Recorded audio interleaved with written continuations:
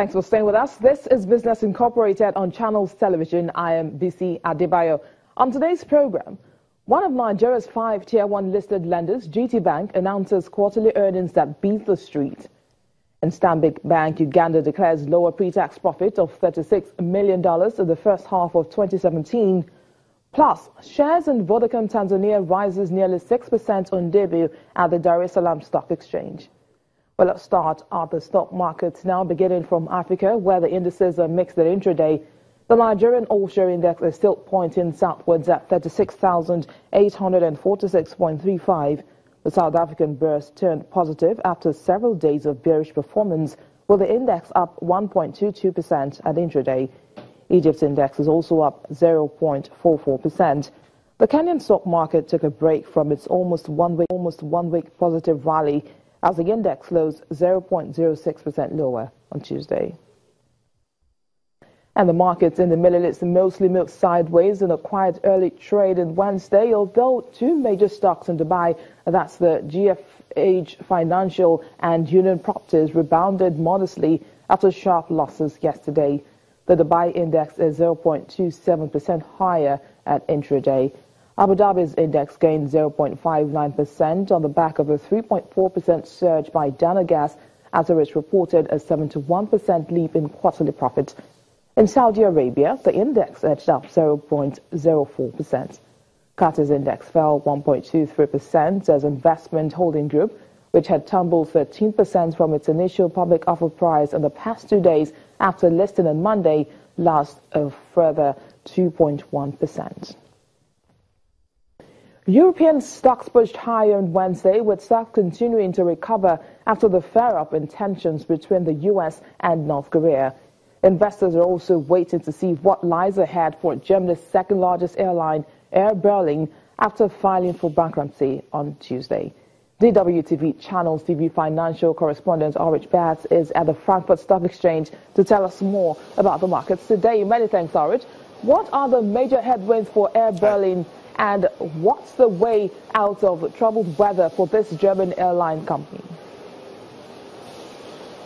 The major headwind is that Air Berlin for years has been lacking a viable business model, a business model which allows it to make profits and not just provide major competition for the likes of Lufthansa or Ryanair, but also make a profit and make a contribution to its shareholders. And so the share has tanked over the years, and it tanked after the bankruptcy report, and it's tanking more today. And the lack of a viable business model, it also means that it piled up a mountain of debt with the losses incurred over the years. And that was, in the end, unmanageable. And so Etihad, the major shareholder, said, no more with us, we're through.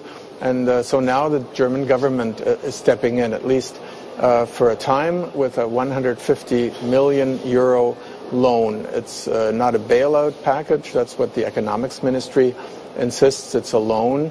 And the ministry expects the money to be paid back through the sale of valuable assets of Air Berlin, and those are the slots for landing and takeoff rights. And whether that in the end emerges, one doesn't know. And a major part of this plan to take Air Berlin out of this crisis is for Lufthansa basically to cherry pick and be able to pick out the most valuable and profitable parts. How that will end, nobody really knows, but we know that Lufthansa is interested. And with the bankruptcy now declared, the major hurdle for Lufthansa stepping in, namely that huge debt load, is out of the way. In other news now, Ulrich, what do the latest Eurozone economic data speak to with regards to how investors perceive growth fundamentals in key economies of the region? Yes, the Eurozone grew at a surprisingly fast pace in the second quarter. That was the data that came out. And the rate is 0.6%, and lo and behold, that's just as fast as the U.S. economy. And it's also faster than in the first quarter. So that's good news basically all around for the 19 countries in the Eurozone. Germany, the strongest economy, the most healthy one, I would say, is coming out at exactly that average at 0.6%. And there are some countries that are much better, like the Netherlands and Latvia. They're growing much faster.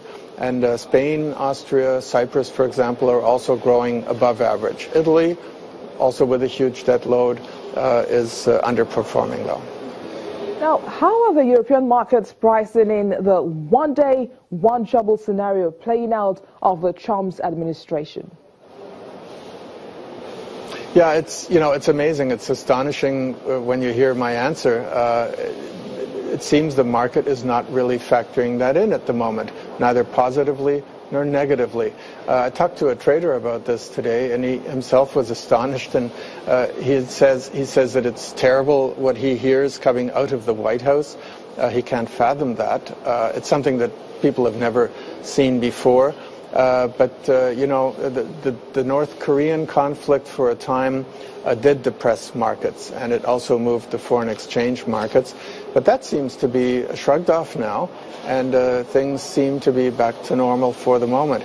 And even the fact that it looks ever more doubtful that President Trump is in a position politically to push through major legislation isn't really hurting markets, even though markets arrived basically at this level at which they are today, because after the election, the upswing started on hopes that he would make true his promise of infrastructure spending in a huge way and tax lowering. But the way he's going, it seems questionable whether he can get a good deal with Congress, but even that's being ignored by the markets at the moment. So we'll see how all that plays out in the coming days. But thanks, Arish, for those updates, and see you again tomorrow.